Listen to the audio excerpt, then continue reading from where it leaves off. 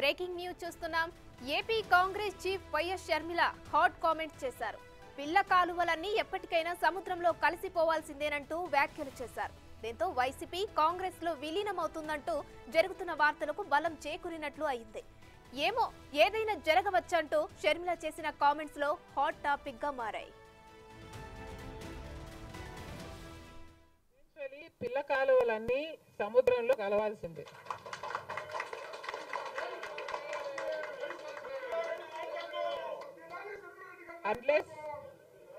Unless అవి ఎండిపోతే తప్ప. Never say never, nothing is impossible.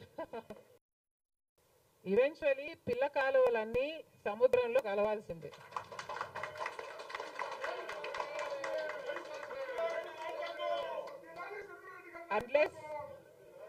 Unless అవి ఎండిపోతే తప్ప. Never say never, nothing is impossible. Eventually పిల్ల కాలువలన్నీ AP Congress chief YS Sharmila hot comment చేశారు. పిల్ల కాలువలన్నీ ఎప్పటికైనా సముద్రంలో కలిసిపోవాల్సిందేనంటూ వ్యాఖ్యలు చేశారు. రైట్, షర్మిల చేసిన వ్యాఖ్యలకు సంబంధించి మరిన్ని డీటెయిల్స్ మా ప్రతినిధి విజయవాడ నుంచి శివ అందిస్తారు ఫోన్ లైన్ లో. శివ, చెప్పండి, షర్మిల వ్యాఖ్యలను బట్టి వైసీపీ కాంగ్రెస్ లో విలీనం అవుతుందనే అనుకుంటున్నారు. దీనికి సంబంధించిన డీటెయిల్స్ ఏంటి? షర్మిల వ్యాఖ్యలను ఎలా చూడాలంటారు? మొత్తం మీద చూసుకుంటే కనుక ఆంధ్రప్రదేశ్ లో జరిగిన మొన్న ఎన్నికల ఫలితాలను ఉద్దేశించి షర్మిల చాలా కీలకమైన వ్యాఖ్యలు చేశారు.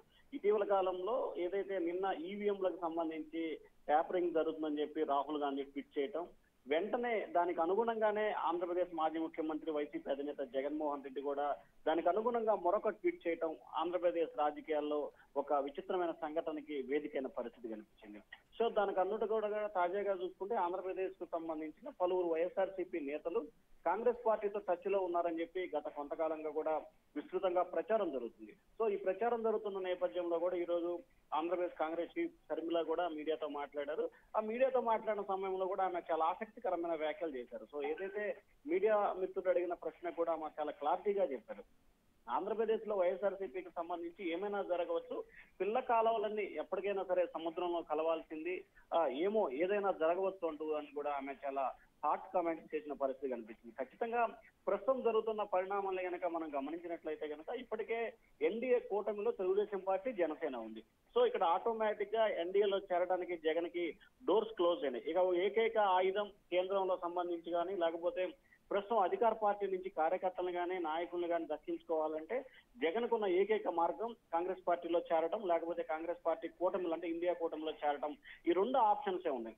సో ఈ నేపథ్యంలోనే షర్మిల చేసిన వ్యాఖ్యలకు సంబంధించి కూడా మనం ఆసక్తిగా గమనిస్తే కనుక ఖచ్చితంగా రానున్న రోజుల్లో వైఎస్ఆర్సీపీ కాంగ్రెస్ పార్టీకి మద్దతు ఇవ్వడమా, లేకపోతే కాంగ్రెస్ పార్టీలో విలీనం చేసిన ఆశ్చర్యపోయే పని లేదు, ఆశ్చర్యపోవాల్సిన అవసరం లేదని చెప్పి కూడా ఆమె చాలా ఘాటు వ్యాఖ్యలు అయితే చేశారు. ఖచ్చితంగా ఏదో సామెత చెప్పినట్టు గుర్రం ఎగరొచ్చు ఏదైనా జరగచ్చు అన్నట్లు ఖచ్చితంగా అంటే చాలా మంది వైఎస్ఆర్సీపీ నేతలు ఇప్పటికే షర్మిలతో కాంగ్రెస్ పార్టీతో టచ్ లో ఉన్నారు. దాదాపుగా 20 నుంచి 25 మంది ముఖ్యమైన నేతలు వైఎస్ఆర్సీపీ నుంచి కాంగ్రెస్ లో చేరడానికి సిద్ధంగా ఉన్నారని చెప్పి జరుగుతున్న ప్రచారం, తాజాగా షర్మిల చేసిన వ్యాఖ్యలు, ఈ రెండింటిని కూడా మనం ఒకసారి పరిశీలన చేస్తే ఖచ్చితంగా రానున్న రోజుల్లో కాంగ్రెస్ పార్టీతో పొత్తు కానీ లేకపోతే కాంగ్రెస్ పార్టీలో వైఎస్ఆర్సీపీ విలీనం చేసే అవకాశాలు కూడా చాలా ఎక్కువగా కనిపిస్తా ఉన్నాయి. ఉమా, శివ, ఇవాళ షర్మిల చేసిన వ్యాఖ్యలు ఎన్నికల ప్రచారంలో జగన్ పై చేసిన విమర్శలు చూస్తుంటే వారిద్దరి వద్ద ఎన్ని విభేదాలున్నాయో ఎన్నికల ప్రచారంలోనే బయటపడ్డది. మరి అన్ని విభేదాలున్న వీరిరువురు పార్టీలను కలిపేసుకుంటారని అనేది ఎంతవరకు కరెక్టో, ఎంతవరకు నిజం శివ?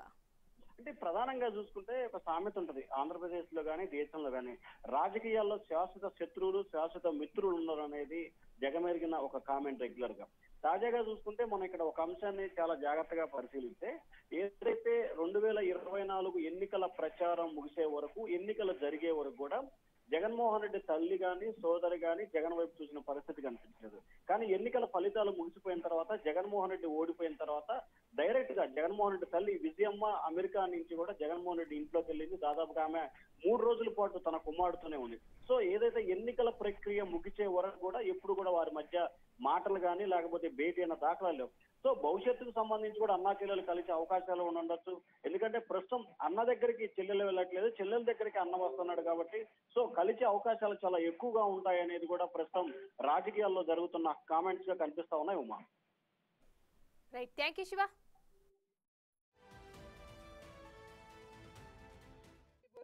ఈవెన్చువలీ పిల్ల కాలువలన్నీ సముద్రంలో కలవాల్సిందే.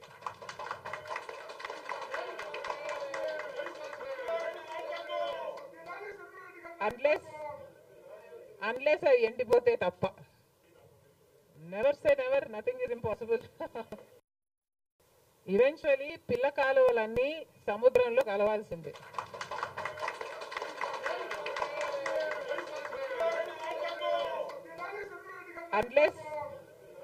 అన్లెస్ అవి ఎండిపోతే తప్ప.